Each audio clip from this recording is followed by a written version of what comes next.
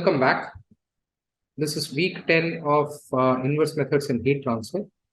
We were looking at the backpropagation algorithm in the last video, and we'll continue our exploration of the backprop for the multi-layer multi-neuron case here. So this is a simplified multi-layer perceptron. As we will see, this simplified case is actually something that is sufficient for us to write a full general algorithm for an MLP. Okay. So here it is. What I have done here is, as you can see, we have taken two input neurons, one hidden layer, and two output neurons. And this is sufficient, unlike the previous case where we took two hidden neurons in a scalar chain. You will see that once you understand this case fairly well, it's fairly easy to understand what is exactly happening in the multi-layer perceptron case. Now, one thing about notation, as I had mentioned earlier in the previous video also, we are starting with to and then from. Okay, so I is the one where it is going to, and J is where it starts. For those of us who write from left to right, this is kind of confusing. Okay, so for example, once again, I have ignored all bias units as I did in the last video. We require this del J, del Wij, K. But if it starts with the second neuron and goes to the first neuron here, I am calling it W12 and not W21. So W1 stands for this 2 here. This, of course, is W22. And this looks like W21. Okay.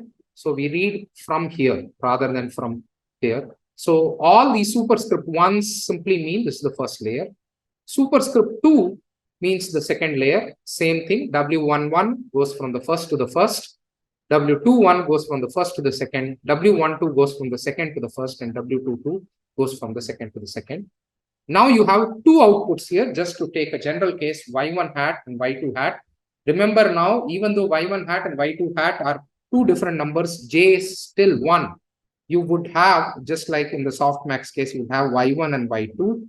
Let's say we are taking J as the least square expression. Again, we are going to take half of E square, or more precisely, I'll write it as E transpose E, where E is the vector of Y minus Y hat, or Y hat minus Y. Let's keep it that way. Now notice E is going to have an E1 and it is going to have an E2. So when you do E transpose E, this is the same as E1 square plus E2 square divided by 2. Now all this is abstracted once we start using a matrix notation, okay, as you will see shortly.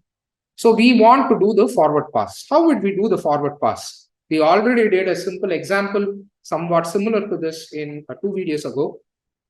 You take x1 and x2, pass it through this, do a summation, and you get z. You get z1 here, z2 here. Z1 will give a1, z2 will give a2. Now you have a1 and a2 here. Multiply all these matrices. You will get again a z1 and a z2 here. Maybe I should mark that here as well. But this one will be Z1 2 and Z2 2. Similarly, this one will be Z1. Let's write it here. Z1 1 and Z2 1, and correspondingly you will have A1 2, etc., etc. Okay. Now we want to calculate Z1 1 and Z21. That's the very first step of our forward prop. If you are given these two numbers, x1, x2, and guesses for all these weights, that's the way you will go ahead. Now, let's first do it in 2 steps, just like we did the forward prop calculation. We are going to first calculate the linear. So if I want Z11, this will be W11 multiplied by x1 plus W12 multiplied by x2. That's what I have written, W11 x1 plus W12 x2. Similarly, Z2 is going to be W21 x1 and W22 x2. So that I have written here. But there is one neat thing that you can do at this point, which was not so obvious when we did the scalar case. You can write this as a matrix. Now this comes out to be a nice matrix W11, W12, W21, W22. So we can basically write this as the matrix W1, this entire matrix. W, that 1 stands for level 1. And this, of course, is also a matrix multiplied by x1, x2 that stands for X matrix or the A0 matrix. So you can write Z1 is W1X, or you can write Z1 is W1 A0. Now notice this is exactly the same as what we did in the scalar chain. Z1 is W1 A0. Okay. And we have the same expression here, which is quite neat. You have Z1 is W1 A0. This expression exactly the same, except now this is a 2 cross 1, this is a 2 cross 2, and this is a 2 cross 1 again. Okay. Next, we are not just done with the linear part, we have to calculate the A's, but the A's are easy. A11 is simply the non-linearity applied on W1 or on Z1. A21 is simply the non-linearity applied on Z2. So we simply say A is GZ, or we can say something like A1 is G of Z1, where it is understood that if A is a matrix, that G applies on each element. So this is what is known as element-wise operation. So if G was a sine function, so there will be sine of A1 is Z1, sine of A2 is Z2. If G is sigmoid, then sigmoid of A1 is Z1 and sigmoid of A2 is Z2.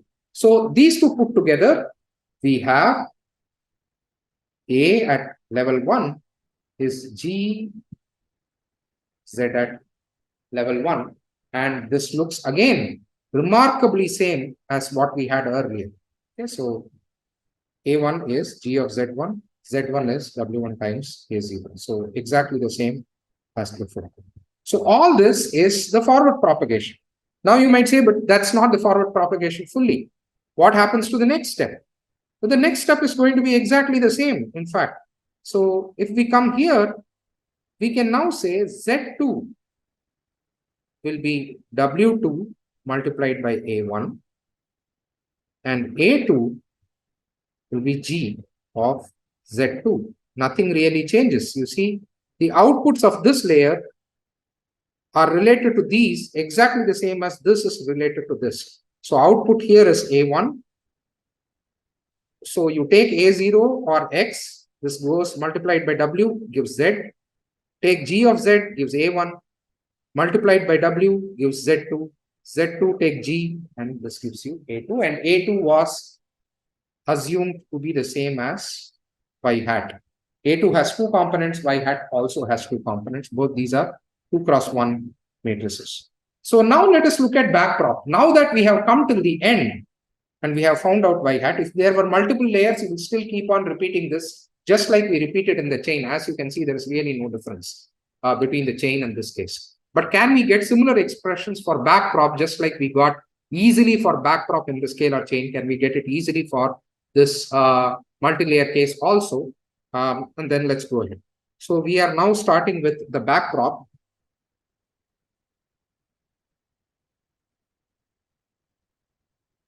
So as usual, we will start with the final layer. So I have taken this portion and I'm just zooming in there. So you will see that zoomed in portion here. There is J, Y hat, Y1 hat, Y2 hat. Really speaking, I should keep an E1 and an E2 here. That's how you get the J. But that's okay. I think you can imagine what is happening there already. Okay. So now we have inputs coming in from the previous layers. So what are these inputs? I seem to have cut off a few things here, but we can write that. Let me write it in a different color. W222, W112, and W122. So these are coming into this layer. But just like last time, we first calculate E1 and E2. So Y1 hat minus Y1, Y2 hat minus Y2. Now, why is del J del Y hat E1? Because actually speaking, you should do del J del E del Y hat, etc., etc. If as long as we take J as half E square, E transpose E, you will always get del J del E as back as E. So that is going to happen. I have already shown you the matrix math in one of the earlier videos where we did matrix derivatives, etc. So let's assume that we are taking, in case, let's say it was not a least square function, it was something else, you can still differentiate it. So the assumption here is you have found out del J del E1, instead of writing it as del J del Y1 hat and Y2 hat, let me in fact write this as. Okay. So E1, E2, you've got this errors here. Okay. Now, what we need now is, in fact, I should be careful. A1 and A2. So the final outputs of the final level. Okay, ignore that for now. Let's assume that once we have these errors, I want del J del Z1 here. Okay. This again is not very clear. This should be 2. And this should also be Z2. Many of the times in this, I have dropped the superscripts, but because they are kind of confusing, as long as you know where we are looking at the final layer. So this Z1 and Z2 refer to the second level linear activations. Okay. So we come here, del J del Z1, we defined that as delta 1, remember, and del J del Z2, and that's defined as delta 2. Okay. How do we calculate it? Same thing as ever. This is del J del A1, del A1 del Z1, del J del A2, del A2 del Z2. Okay. This is E1, this is E2, which we just calculated here, multiplied by del A1 del Z1. The relationship is G prime. Okay, just like what we did for the scalar chain, nothing really changes here. G of Z is what relates Z and A. So G prime Z1, G prime Z2. If you want to be really specific, this should be Z1 at 2 and Z2 at 2, but I have skipped that. Now look at this relationship. Delta 1 is G prime Z1 E1, delta 2 is G prime Z2 E2. You can write this in a compact notation as delta is G prime Z multiplied by E, but this multiplication is very specific because G prime Z here is G prime 1, G prime 2, and E here is E1, E2. In the normal multiplication, you cannot multiply these two matrices because they are not compatible. Both are 2 cross 1. But we define a new multiplication called the Hadamard product. This exists within the Python library. MATLAB, it's simply called dot star. So if you want to do C is a vector which is the product of these two, then it will be Ci is Ai, Bi. Just like if I did C is A plus B, you would add element by element. This is called element by element multiplication, also called element wise multiply. Don't get lost in the notation. All I am saying is delta 1 is G prime Z1 E1 and delta 2 is G prime Z2 E2, which you anyway knew. Okay, so if all I want to know is go from here to here, I multiply by a G prime. All right. Now this expression again looks the same as it did in backprop in the chain. Okay, so if you notice here, you will have delta is G prime into E, okay, at the same level. The same thing here, except this was a normal multiplication because it was a scalar. It's a dot-wise multiplication or a element-wise multiplication in this case because it is a product, a vector here and a vector here. Okay. Now we did this. Now, but from the final, we wish to go to the hidden layer, this one. Okay, so we have these Zs. In fact, what we have now is del J del Z1 and del J del Z2. And what we desire now is simple. We want del J del A1, where A1 is A11, and del J del A2. If we do that, then we can do the same trick here and keep on propagating. Okay. Okay. So we have delta 1, delta 2, we want E1 and E2. So let's remember that. So E1 is del J del A1. Okay, again, ignore the superscript. I will not keep on saying A1, 1. So del J del A1. Now, when I want del J del A1, I can get to this A1, this activation here, from J in two ways. Either I come through this neuron and come here, or I can come through this neuron and come here. So J is affected by this in two ways, this path and this path. So we will accordingly write the chain rule. Del J del A1 is del J del Z1, del Z1 del A1, or del J del Z2 and del Z2 del A1. So del J del Z1, del Z1 del A1 plus del J del Z2, del Z2 del A1. Why is this plus there? Because if I perturb this a little bit, one effect comes through this, another effect comes through this, and these two get added in J, okay? Because these ultimately both add to contribute towards J, because that's how derivatives work. Okay. Once you understand this, then we can write each one of these quantities. What is del J del Z1? That is just delta 1. So we already have that. Okay? So we have delta 1. What is del Z1 del A1? Del Z1 del A1 is simply the weight connecting the two, which is W112, of course, but I'll just call it W11. Similarly, what about del J del Z2? That is delta 2 by definition. What is the weight connecting Z2 and A1? That is W21. So you have W212. So you add these two and you get E1. Okay, so E1 is del J del A1, and that's just defined. We just derived it. Similarly, if I look at del J del A2, now A2 can come through Z1 or through Z2. So again, del J del Z1 del A2, or del J del Z2 and del Z2 del A2. Del J del Z1 is again delta 1. Del J del A2 or del Z1 del A2. So Z1 A2 is W12. And similarly, del J del Z2 is delta 2. And del Z2 del A2 is simply W22. Okay. But what happens if we write this as a matrix? Something very neat happens here. E1 is W11 delta 1 plus W21 delta 2. E2 is W12 delta 1 plus W22 delta 2.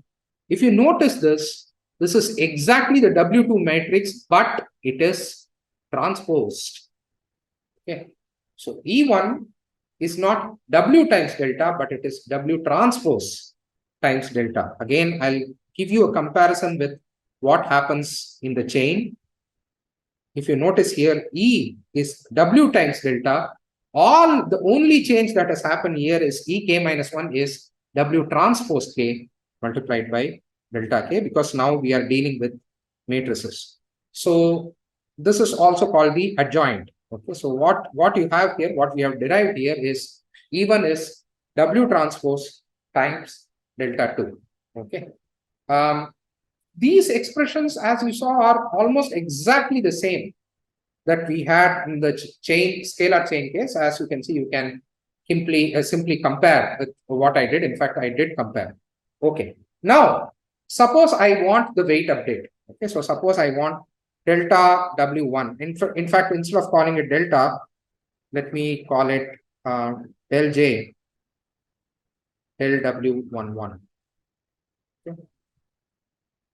Similarly, I'm going to call this del J del W. Let's call this 1, 2. Okay. Okay. Now, what is this? If I want del J del W11, I have to take the activation of the input, which is X1, multiplied by the error in the output, really speaking, the delta of the output, which is delta 11. That's it. If you have calculated delta 11, you can simply calculate del J del W11. What about if you want del J del W12? Then you do activation of the input, which is X2, multiplied by delta 1 of the output. So similarly, you can actually calculate del J del Wij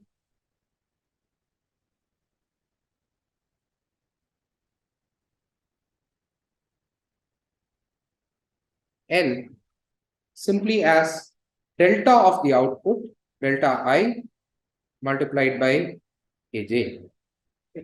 So the full algorithm for the MLP is very straightforward. It is almost exactly as what we did for the scalar chain, and it's as follows.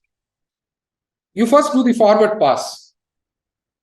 Z is W times A. So let me show you what's happening here.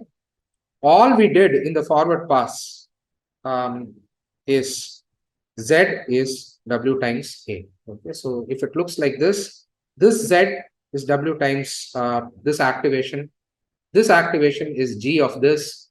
This Z is W times this, and this activation is G of that. And you keep on going forward in case you have multiple layers more than that. So Z is WA, A is G of Z.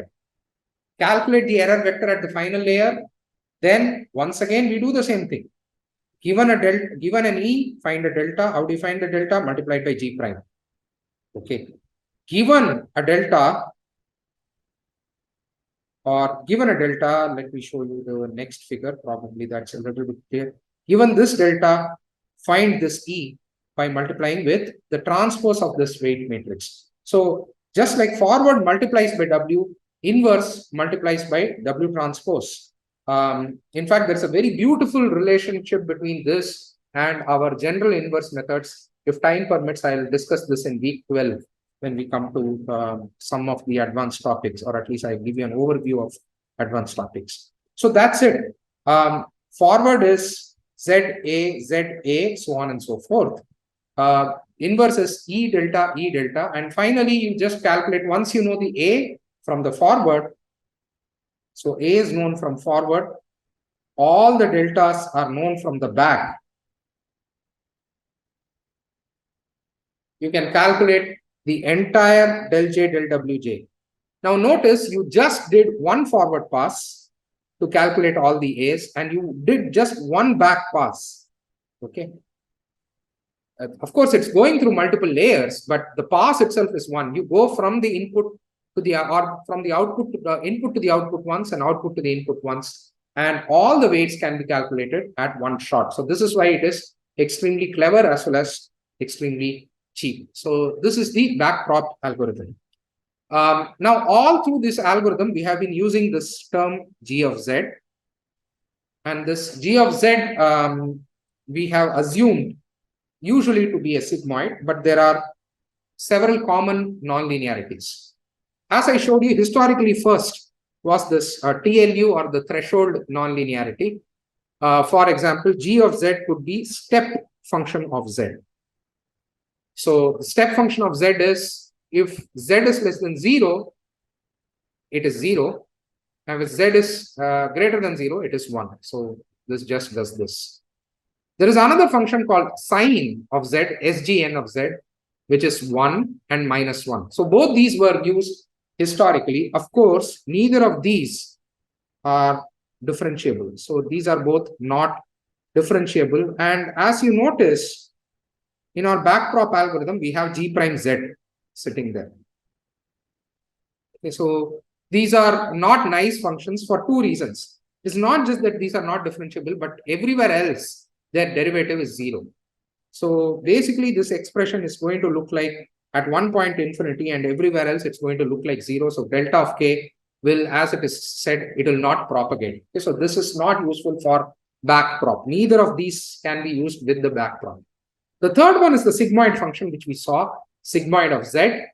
Essentially, it's an approximation of h of Z. So as you can see, it's a smooth step function, except in the middle, it goes to 0.5.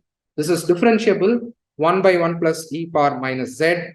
And the derivative, as you remember, G prime Z is sigma prime Z is sigma times 1 minus sigma. This leads to a problem. Okay, so the problem is like this. At Z equal to 0, sigmoid of Z is, of course, 0.5. Sigmoid prime of Z is 0.5 into 1 minus 0.5, which is 0.25. Now, what is the problem here? The problem happens with large number of layers. When you have a large number of layers, each layer will get a multiplication by sigmoid, okay, or sigmoid prime. So if I look at the chain, each time I jump from here to here, I get a G prime, then another G prime, then another G prime. So 0.25 into 0.25 into 0.25, as it becomes more and more layers, it becomes very small. And typically on a machine, you can only represent till 10 power minus 16. So this is bad for backprop. Okay. So large number of layers means poor gradients. Okay, because of this G prime sitting there everywhere. Now you might say that is only here. What about all these places? If you notice, everywhere else, the gradient is actually lower. Okay, it's 0.5 and then it starts decreasing and you actually go to 0 here. So here is where you get the maximum gradient. So people had this clever idea of using tan H. Tan H is sort of an approximation of sine of Z, goes from -1 to 1. And the slope here is approximately 1. So almost never in practical networks do people use sigmoid. They typically use tan H even if they want a simple nonlinearity. Now, since this slope is nearly 1, when you do G prime multiplied by G prime multiplied by G prime, you can actually propagate through a large number of layers. So tan H doesn't easily disappear even if you have a large number of layers. So in many networks, for example, what are known as RNNs, tan H is fairly common even when you have a large number of layers, like 100 layers or something of that, so 100 deep. Okay. Now, our next one was an even simpler approximation of tan H. It is ReLU. ReLU is a really popular nonlinearity in what is known as CNNs. All it is it is 0 and then it is Z. Okay, so the function is G of Z is 0 if Z greater than 0, and G of Z is Z if Z greater than 0, G of Z is 0 if Z less than 0. This has the derivative, of course, of 1 if Z greater than 0, and basically 0 if Z less than 0, and it is not defined at 0. But as far as neural networks are concerned, not having definition at one point apparently does not affect our convergence too much. So you can simply give this as the G prime function and it works. In fact, you can check in a code. If time permits, I'll show one such code to you next week. So you can simply write G of Z as another function, max of 0 and Z. So when Z is positive, the maximum will be Z. When Z is negative, the maximum will be 0. So this is an easy way of writing this in, let's say, MATLAB or Python, if you want to express the ReLU function. Rather than writing it with if statements, if you write it this way, it's faster. The final, of course, is the linear layer, which is G of Z is Z. This is simply called linear activation. This simply means no nonlinearity. This is a nonlinearity. This is a nonlinearity because it's not simply a straight line. So as I said, in practice, it's always a good idea to first try ReLU. Though next week when we discuss pins, we will say why ReLUs cannot be used. If not that, then use tan H, and then as a final option, if that doesn't work, we use sigmoid. So in this week's video, we saw how backpropagation can be done as far as forward propagation can be done in neural networks. We also saw this through multi-layer perceptron. Of course, you can use the same idea and derive it for far more complex networks, but it is being done automatically in frameworks such as TensorFlow, or even within MATLAB has what is known as AutoGrad, automatic differentiation. In the next week, we will apply these ideas and go back to the original problem. As we saw, neural networks themselves solve an inverse problem of finding the weights. But once you have found the weights, neural networks are a data model. How we use this data model with an inverse problems is something that we'll see the next week. So I'll see you in week 11. Thank you.